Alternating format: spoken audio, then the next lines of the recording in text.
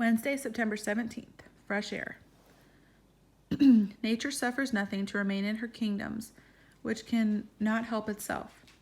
I think Mr. Emerson is telling me that if I can't find the ring, I don't deserve to stay in my kingdom. In my case, kingdom equals farm. Right now, I'm underserving. I've looked everywhere. I've swum in the water under the cherry blossom tree, and I've looked in the fields, the castle, the cube, even Dad's messy lab, but I haven't found anything. Looking in the lab ended up being a mistake. I was shuffling papers around on Dad's desk when I saw a new letter from Aunt Edith's lawyer. I found out that Alessandra de Feliciana has added another $5 million to her offer, which was exceptionally generous considering the precarious condition of the property Aaron offered to as the farm. Sorry, guys. Everyone is trying to stay optimistic, even Freddie, who has had a fever ever since Sunday night. Dad wants him to go to the hospital for more tests, but Freddie flat out refused. I do not have to go to the hospital for 101 fever. I think he's having soccer withdrawal. I know he's tired of people, specifically me, worrying about the fact that he's only gotten sick since it stopped raining. I don't know how many times I have to tell you, Polly, but there's no connection between me and rain. None, nada, zilch. Stop being crazy. I probably don't have to say this, but it didn't rain on Monday. And now we may have a new problem. After 24 days with very little water and lots of sun, the regular rhubarb is dying by the acre. The juice company is not pleased. They keep calling and Dad keeps ignoring their phone calls. None of the other crops look very good either, despite our best effort. The only crop that looks kind of decent is the giant rhubarb. Maybe it's because they're bigger. Or maybe it's because the plants know that they're going to be replanted soon to a place where they will get water. The shed of the dark house has its own sprinkler system because of the transplanting, although the water still comes from the lake. And the lake is not doing well either. Every day the mist stretches out thinner and farther. Every day the water level underneath the mist drops. Every day we wonder whether the farm will survive. Jongy stalked me yesterday, just so she could tell me that she could not wait to come to our farm on Friday for our class trip. Mom absolutely refuses to cancel, no matter how ragged our farm looks, saying that this is a teachable moment. Teachable for what? For Jongy to be able to make fun of me in my own home? Trying to explain this to Mom is useless. However, because she just says that I'm lecturing Jongy get the better of me when it's my farm and my house. But it's dying, I protest. Even if it is, which I personally refuse to believe, you're the one in control, Polly. You just have to stop letting her get under your skin. Under my skin? She's blanketed my entire being. It isn't something to brag about, but at this point, I literally run away from her if I even sense her coming. I even know her schedule well enough to time my arrival to and from classes. Like today.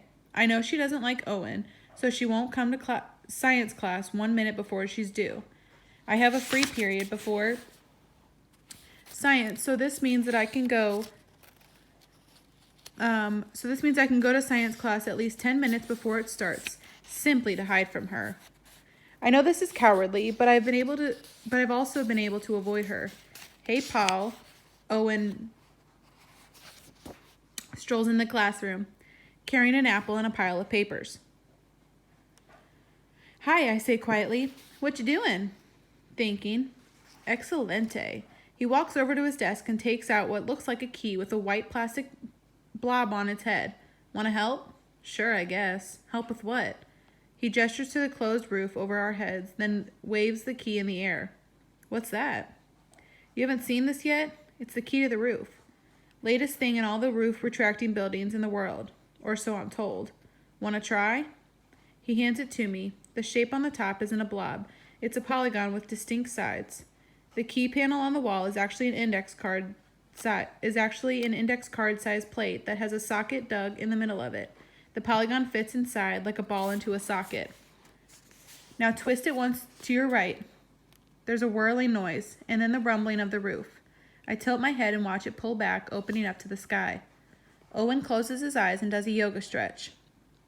Fresh air, he murmurs. Can't beat it. Right, Paul? Right, I say. I put the key back on his desk and walk over to the brick half wall, peering over the edge. Owen's planted a blueberry bush in a container. It's very small and there are no berries growing, just small little leaves that fall off as soon as I touch them. Everything okay? Yeah, I say, everything's great. Did you want to talk about something? No, I just like coming early. I point to the sky. You know, fresh air. Exactamundo. He sits at his desk, puts on his reading glasses, and pages through a large textbook on his desk. So the farm's okay? He still doesn't look at me. Oh yeah, I answer. Fine. Good. He turns some more pages. Well, not really fine, I say. It's actually kind of bad. He seems to study one particular page. For some reason, my mouth keeps moving and more words keep falling out. The irrigation system Dad's trying isn't working. The plants are dying. It's a big mess, a really big mess. And I can't find this ring. And I killed my best friend. Owen's eyes shoot up. He closes his book. He's a plant, I tell him, not even caring. And there may be one root left. I keep watering him myself, but nothing's happening. He's not growing. There's also this weird mist, and Aunt Edith's gone and Freddie's sick. I blink, holding back tears. I tilt my head back and look up into the sky. Stop crying this second, Polly. Owen gets up and walks over to the blueberry bush. He sits cross-legged on the floor in front of me.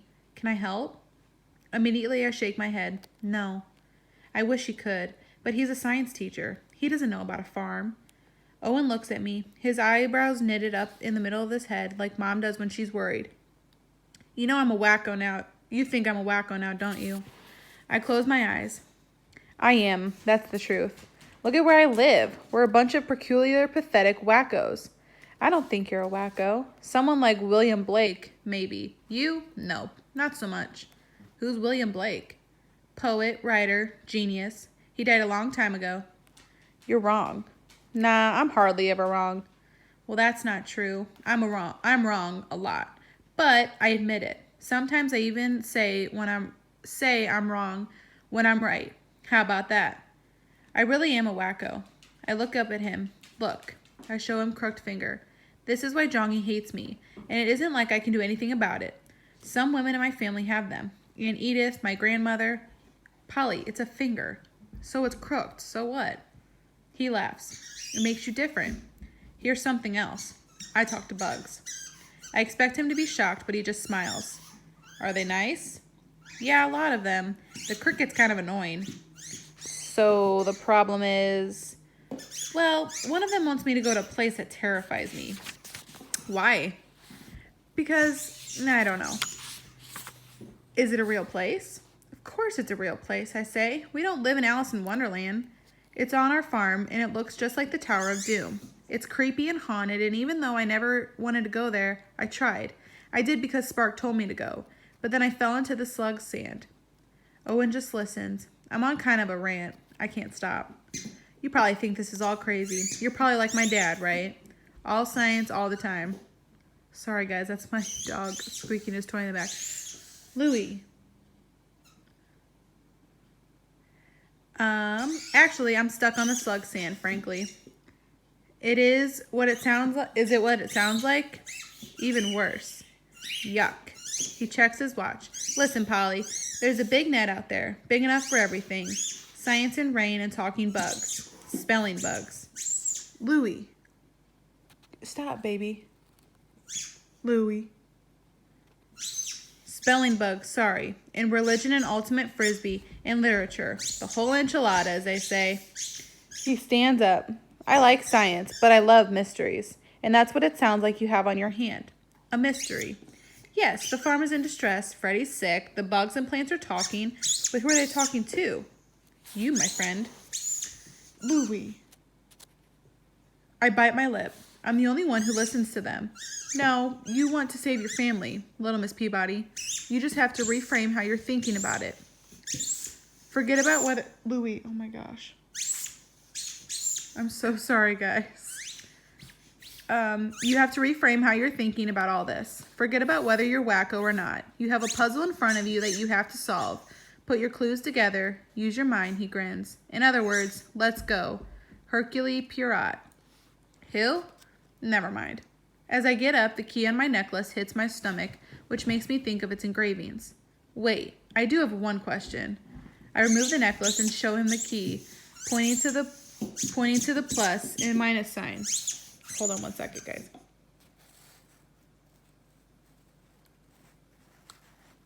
Louis. I had to throw him something else to get him to stop squeaking. What does this mean? Could be anything. He hands it back to me. I'm not sure. Math, naturally. But I don't get the relationship with water. Maybe polarization. What's that? Polarization. Positive charges, negative charges. You've heard the saying that opposites attract? We're not really going to get into physics here, but essentially a positive charge here, he holds out the index finger on his right hand, and a negative charge here, he raises the index finger of his left hand, attract each other like a magnet. It happens with all kinds of compounds, including water. He shrugs. But it could also be something called margin of error, or just addition and subtraction. He smiles brightly. I know the Latin, if that's a help. I already figured that one out, I tell him. Or rather, Basford did. Just then, some classmates start streaming into the room. The ambassador reading Latin. We are in very safe hands. He smiles again, very kindly. Give yourself a break, Polly. You never know. The finger might be a good luck charm, right? For the first time, I think he really may be out of his mind. Sure, Owen, I tell him. Whatever you say.